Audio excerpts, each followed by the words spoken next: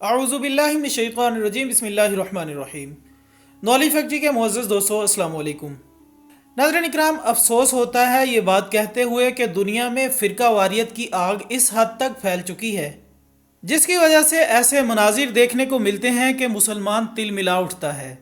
چند روز قبل عراق کے ایک علاقے میں ایک افسوسناک واقعہ پیش آیا جس میں چند نوجوان حضور اکرم صلی اللہ علیہ وآلہ وسلم کے خادم خاص اور صحابہ کرام رضوان اللہ علیہم اجمعین میں ایک بلند مقام رکھنے والے صحابی حضرت انس بن مالک رضی اللہ تعالیٰ عنہ کی قبر مبارک کی بے حرمتی کرتے دیکھے گئے۔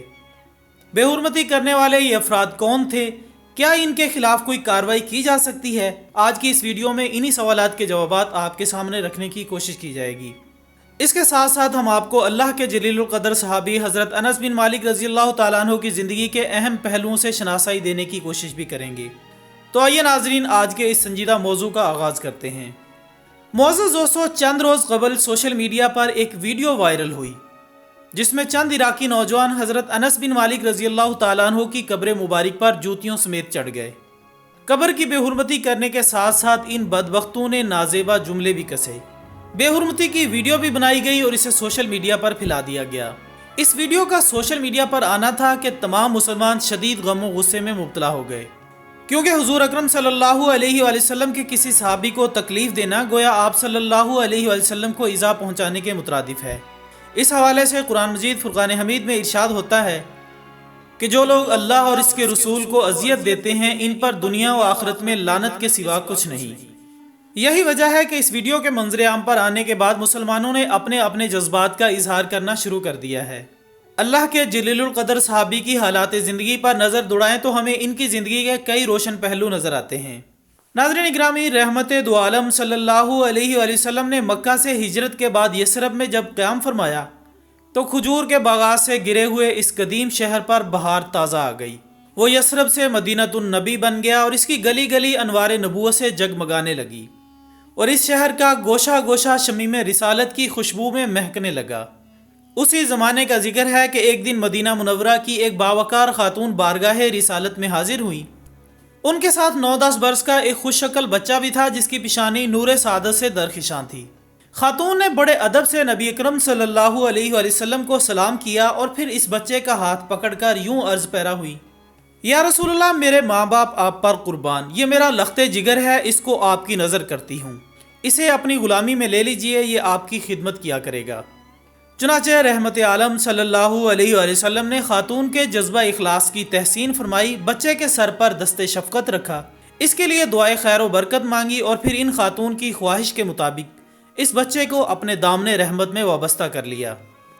خواتین حضرات، ارض مدینہ کے یہ خوشبخت نونہال جن کو 9-10 برس کی عمر میں سرور کائنات صلی اللہ علیہ وآلہ وسلم کا خادم بننے کا عظیم شرف حاصل ہوا اور جو رسول اللہ صلی اللہ علیہ وآلہ وسلم کے وصال تک دل و جان سے آپ کی خدمت کا حق ادا کرتے رہے، یہ تھے سیدنا حضرت انس بن مالک رضی اللہ تعالیٰ عنہ۔ آپ کا تعلق قبیلہ نجار سے تھا جو انصار مدینہ کا معزز ترین خاندان تھا۔ ان کی کنیت ابو حمزہ تھی جبکہ آپ کی والدہ ماجدہ کا نام ام سلیم تھا، جن کا شمار نہایت عظیم المرتبہ صحابیات میں ہوتا ہے۔ ناظرین اکرام، جب مدینہ منورہ میں اسلام کا چرچا پھیلنے لگا تو ان کی سعید الفطرت والدہ ماجدہ نے بلا تعمل اسلام قبول کر لیا۔ ان کے ساتھ ہی حضرت انس رضی اللہ تعالیٰ عنہ کے چچا حضرت انس بن نضر، خالہ حضرت ام حرام اور ماموں حضرت حرام بن ملحام بھی شرف اسلام سے بہرہ ور ہو گئے۔ لیکن بدقسمتی سے حضرت انس رضی اللہ تعالیٰ عنہ کے والد مالک بن نضر نہ صرف اپنے آبائی مذہب پر قائم رہے بلکہ حضرت ام سلیم رضی اللہ تعالیٰ عنہ کے قبول اسلام پر بھی سخت ناراض ہوئے اور انہیں اپنے فرزند حضرت انس رضی اللہ تعالیٰ عنہ کو کلمہ پڑھانے سے منع کیا۔ لیکن ناظرین، اسلام کا نشہ ایسا نہیں تھا جو کسی ترغیب سے اتر جاتا۔ حضرت ام سلیم رضی اللہ تعالیٰ عنہ نہایت ثابت قدمی سے اسلام پر قائم رہی اور ننھے انس کو بھی اسی راستے پر چلاتی رہی۔ نتیجہ یہ ہوا کہ میاں بیوی میں سخت کشیدگی پیدا ہو گئی۔ مالک بن نضر ناراض ہو کر مدینہ سے شام چلے گئے اور وہیں فوت ہو گئے۔ ایک روایت کے مطابق کسی دشمن نے انہیں قتل کر ڈالا۔ اب حضرت ام سلیم بیوہ تھی اور ان کا لاڈلا بچہ یتیم۔ کچھ مدت بعد ہر طرف سے نکاح کے پیغام آنے لگے، لیکن انہوں نے ہر ایک کے جواب میں یہی کہا کہ جب تک انس محفلوں میں اٹھنے بیٹھنے اور گفتگو کرنے کے قابل نہ ہو جائے میں کسی سے نکاح نہیں کر سکتی۔ معزز خواتین و حضرات، جب حضرت انس کی عمر تقریباً 9 برس کی تھی تو ان کے قبیلے کے ایک شخص حضرت ابو طلحہ نے حضرت ام سلیم کو نکاح کا پیغام بھیجا۔ ابو طلحہ اس وقت مشرک تھے اور لکڑی کے ایک بت کی پرستش کیا کرتے تھے۔ حضرت ام سلیم رضی اللہ تعالیٰ عنہا نے جواب میں یہ کہلا بھیجا کہ میں خدائے واحد اور اس کے سچے رسول صلی اللہ علیہ وآلہ وسلم پر ایمان لائی ہوں، اور تم ایک خود ساختہ لکڑی کے بت کے پجاری ہو جو کسی کو نفع یا نقصان نہیں پہنچا سکتا۔ بھلا زندگی کے سفر میں تم میرے ساتھی کیسے بن سکتے ہو؟ ابو طلحہ نے حضرت ام سلیم رضی اللہ تعالیٰ عنہا کی باتوں پر غور کیا تو ان میں وزن محسوس ہوا۔ چند دن بعد حضرت ام سلیم رضی اللہ تعالیٰ عنہا کے پاس آئے اور ان سے کہا کہ مجھ پر حق واضح ہو گیا ہے اور میں تمہارا دین قبول کرنے کے لیے تیار ہوں۔ حضرت ابو طلحہ کی بات سن کر حضرت ام سلیم رضی اللہ تعالیٰ عنہا کو بہت خوشی ہوئی اور انہوں نے بے ساختہ کہا، پھر مجھے تمہارے ساتھ نکاح کرنے میں کوئی عذر نہیں، میرا مہر یہی ہے کہ تم اسلام قبول کر لو۔ چنانچہ حضرت ابو طلحہ رضی اللہ تعالیٰ عنہ نے اسلام قبول کر لیا۔